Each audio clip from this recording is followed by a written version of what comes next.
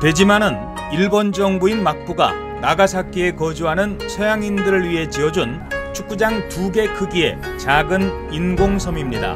1641년 히라도에 있던 네덜란드 상관이 이곳 나가사키로 이전을 합니다. 그리고 섬을 하나 만들어주죠. 이 섬을 벗어나지는 못하지만 이 섬 안에서는 자유롭게 상업활동을 할 수 있게 했습니다. 그 섬이 바로 대지마입니다. 대지마에는 원래는 포르투갈 상인이 있었는데요. 포르투갈, 스페인 상인들은 내쫓고 네덜란드 상인들만 허용을 했습니다. 네덜란드 상인만 허용한 이유는 무엇이었을까요?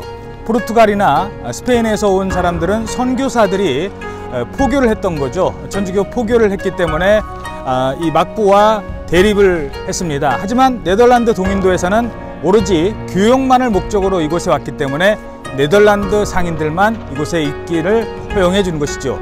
그리고 네덜란드 상인들이 보내온 각종 정보를 통해서 이 막부의 지도부는 서양의 사정을 어느 정도 파악할 수 있었습니다. 중국이 아편 전쟁으로 영국에게 패배했다는 소식도 일본은 알고 있었던 것이죠. 결국 지금의 나가사키현 북부 히라도에 있던 네덜란드 상관이 이전하면서 그 후 200여 년 동안 네덜란드인들이 대일 무역을 거의 독점하게 된 것입니다. 대지마 내부로 들어갈 수 있는 일본인들은 극히 제한적이었습니다. 일부 상인들과 소수의 관리 그리고 게이샤들만 출입을 할 수 있었습니다. 지금 저녁 만찬을 즐기고 있는 모습인데요. 게이샤를 바라보는 왼쪽 네덜란드 상인의 눈빛이 좀 예사롭지 않은 것 같죠? 어찌됐든 대지마는 세계를 향해 유일하게 열린 문이었습니다. 에도 막부는 조선과 마찬가지로 쇄국 정책을 폈지만 대지마라는 인공섬만큼은 열어놓고 대항해 시대와 산업혁명을 통해 급변하는 세계를 파악했고 앞선 서양 학문을 배울 수 있었습니다. 일본인들을 특히 놀라게 한 것은 서양의 앞선 의학이었습니다. 대지마에는 네덜란드 상인들을 진료하는 의사가 상주했는데 그를 통해 인체 해부도를 접하게 됐습니다. 인체의 내부를 속속들이 파악한 해부도를 보고 중국 한의술을 공부하던 일본 의사들은 깜짝 놀라게 됐습니다. 특히 지방에 이름 없는 의사에 불과했던 스키타 겐파쿠는 일본 역사상 처음으로 인체 해부도를 그린 서양의 책 타펠 아나토미아를 번역해 일본 최초의 서양 의학 서적인 해체의 신서를 펴냅니다.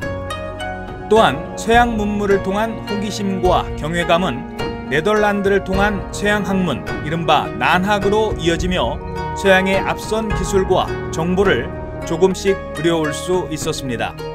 특히 대지마의 네덜란드 상인들은 서양의 최신 정보를 요약한 풍설서를 만들어 정기적으로 에도 막부에 보고했습니다. 청나라가 아편 전쟁에서 영국에 패배했다는 충격적인 소식도 풍설서 특보판을 통해 전해질 만큼 서양 정세를 파악하는 중요한 창구가 되기도 했습니다. 서양 문물에 대한 이 같은 관심과 열린 자세는 결국 메이지 유신의 밑거름으로 이어지며 서양 따라잡기에 성공할 수 있었던 것입니다. 하지만 일본의 이 같은 지적 호기심과 서양에 대한 발빠른 이해는 시간이 지나면서 제국주의, 군국주의와 만나며 기형적인 변이와 탐욕으로 변질됩니다. 해체 신서에서 시작된 순수한 학문적 호기심은 제국주의에 오염되며 인간을 악랄한 실험 대상으로 만드는 마루타라는 비인간적 범죄로까지 이어졌고 서양에 대한 이해를 난학으로 시작했지만 나중엔 난학을 걷어차고 영어가 중요하다며 잽싸게 말을 바꿔 탄 후쿠자와 유키치는 아시아 침략 사상의 선봉에 서기도 했습니다.